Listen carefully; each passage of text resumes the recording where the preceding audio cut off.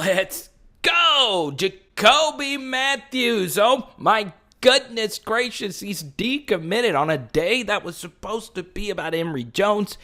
We get some bad news. So obviously I'm recording this video a few hours after the announcement. We don't know what Emory Jones is going to do tonight. But the first question, as always, I'm going to need your help in the comment section. Do you believe LSU will end up getting Jacoby Matthews? And this stinks. Obviously, I like Jacoby Matthews a lot. We'll talk about him as a player, but as we always do, we like to look at college football as a whole, kind of like we did yesterday with our Mason Taylor videos. So come into this with an open mind, and please, of course, help me in the comment section, because I'm not going to lie, I've gotten a lot of messages. I've gotten a lot of messages from you guys today regarding this news. So the first thing I'll say is, as always, I support college athletes and high school athletes going where they want to go. Personal happiness and mental health is very important. So, yes, if Jacoby Matthews wants to do this, he's well within his right to do this. Obviously, I prefer him to go to LSU, but I support athletes going wherever they want to go. I would also include that I have been hinting for months now in every last recruiting video that I've done that I do see a wave of decommitments happening. Now, this did not shock me. Any decommitment from this point forward will not shock me. Even though this was shocking and out of nowhere, I still prepared myself for this because, look, these are 16, 17, and 18-year-old kids making life-changing decisions, and this isn't out of the ordinary compared to past years. However, I do think we will see more and more and more decommitments because recruits now understand that this is a game and there is a lot of money involved. And don't listen to me about that. How about you hear from Jacoby Matthews himself on this topic, okay? So before I share you this information, please subscribe to the channel. Thank you for all your support up to this point. And look, I love Jacoby Matthews. Heck, I was in the middle of a Target when he announced his commitment decision, and I posted the video from there, and it was obviously a lot of fun. There's a lot of things I like about Jacoby Matthews' game, and look, this is a good example for just how well-rounded of a football player he is. He moved to quarterback at Ponchatoula, and, you know, it was for 3 years, Ponchatoula was quarterbacked by TJ Finley, and they didn't win a lot of games. They, in fact, went 6-5, TJ Finley's last year as a starter, and in the playoff game, TJ Finley really struggled against Destrehan. The next season, a pandemic season, they actually moved Jacoby Matthews to quarterback, and Ponchatoula went 7-2. So a position he didn't play, just because he's so athletic and so good at football, he went there and dominated at quarterback. So that goes to show you that, yes, that's not going to be the position he actually plays at the next level, but normally athletes that are able to do that are going to be good at pretty much anything that they do. So, yes, Jacoby Matthews as a player, you know, I don't necessarily view him as a pure free safety type. I do view him a little bit more as a linebacker, strong safety athlete. And I think players like him are the future. These hybrid guys that can also cover in space and have extremely high football IQ. So, yeah, you know, he's a big-time deal for this LSU defense, especially now that they now have 0 safeties committed in the class. But now I want to show you a few extra details here regarding Jacoby Matthews. The first is Jacoby Matthews has been active on Instagram as far as his announcement is concerned, and he did share this Instagram story from a friend. Now, this wasn't Jacoby Matthews' caption, but this was his friend's caption that he reposted on his account, and it said, "Lot of money involved." Okay, and that could mean a lot of things, okay? But basically, let's just use Occam's razor here. The simplest solution, I think that's what it is. The simplest way to explain that is there's a lot of money involved with the NIL and all of that. So here's the thing. Louisiana high school prospects, as we discussed earlier this week with the Quinn Ewers video versus Walker Howard, Louisiana high school prospects cannot make money off their name, image, and likeness. Which, for JACOBY Matthews, it's pretty crazy because he's already a big celebrity, right? So, wherever he goes to college, he's going to want to make sure that he's got some good NIL bags lined up. Every recruit, or I would say most recruits, are probably going to want that as well, especially if you're like JACOBY Matthews and you're a 5-star recruit and any school will do anything to get you. So that's the thing. That is just an extra wrench into the equation, which is why I've continued to say in every video, please be prepared for the wave of decommitment. So, yes, money is involved in this decision, and I do want to include this. JACOBY Matthews' Instagram bio also includes a few products on there. I think one's an underwear company, and I don't remember I think a gloves company, a football gloves company.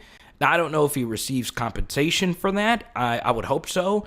I believe players, if they do things like that, they should be paid and not, not have their image used for free, basically. He could just be sponsoring it because those companies are good friends of his. I don't know. But it is interesting when you have that on your bio and you do IG something like that out, or Instagram, for those that don't know what IG is.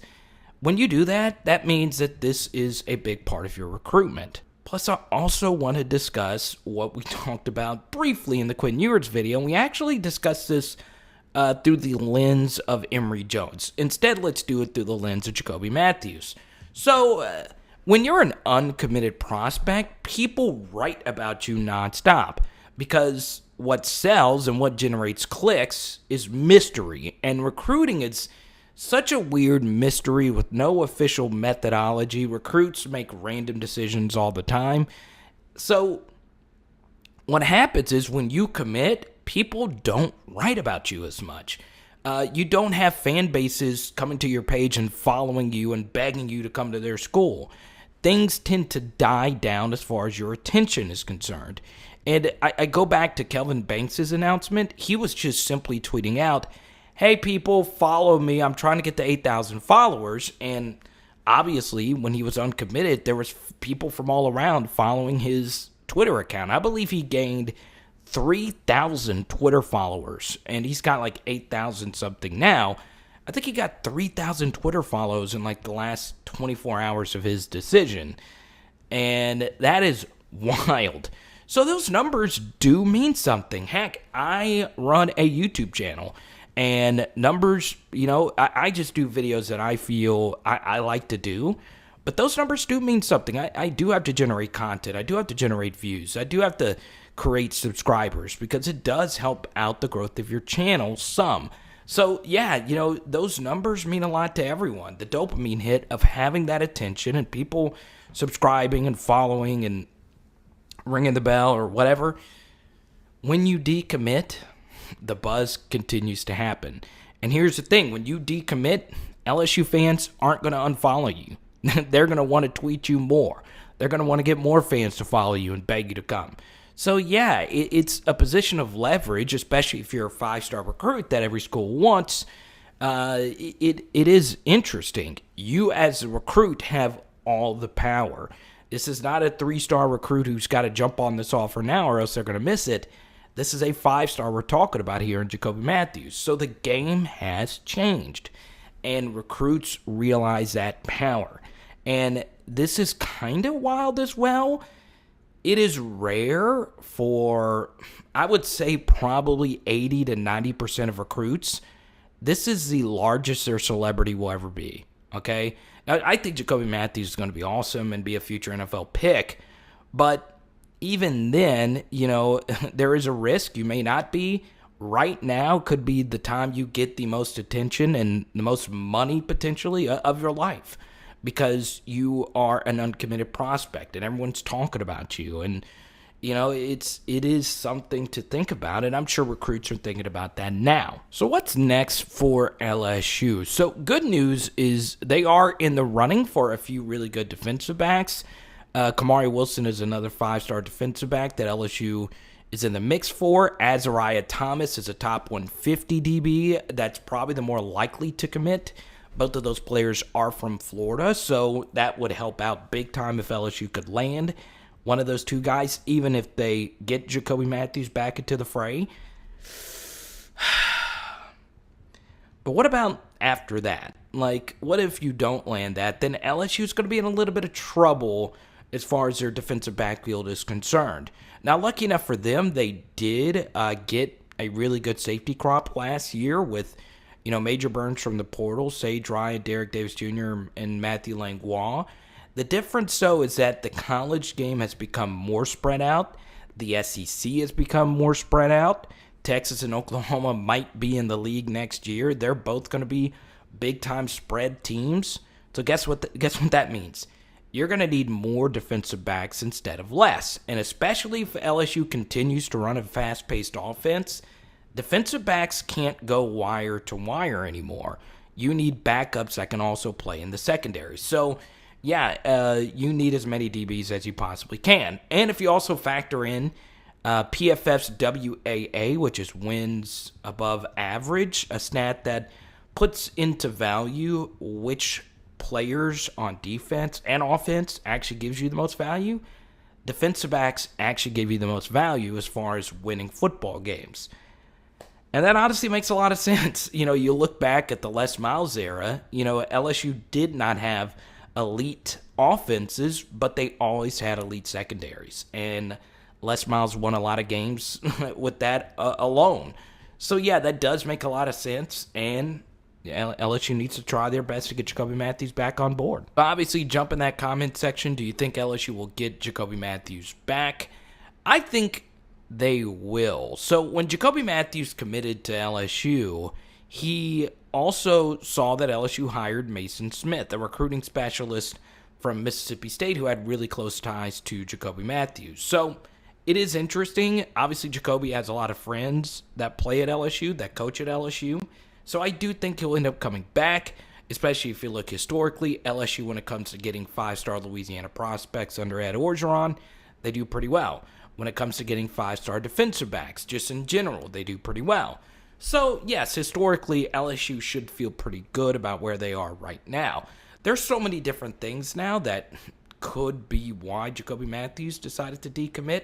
Maybe there was somebody out there that just said, look, we'll give you so-and-so amount of money or just so-and-so thing just for you to decommit and come visit our campus.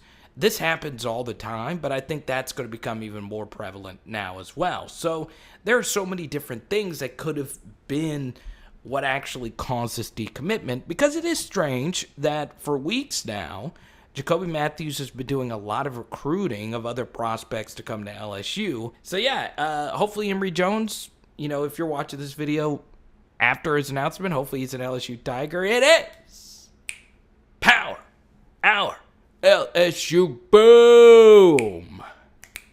Oh, we're doing stakes tonight. Let's go.